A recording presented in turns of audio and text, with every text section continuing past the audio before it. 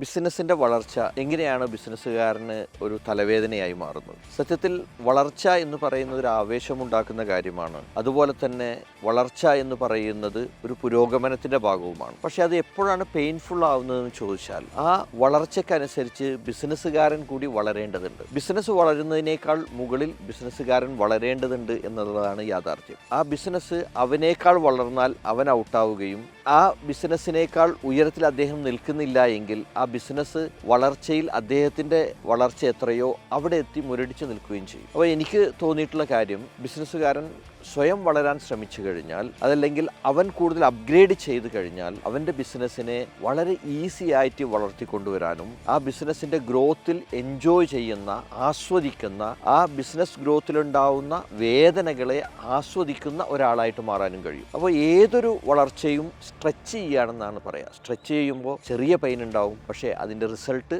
വളരെ വളരെ വലുതായിരിക്കും.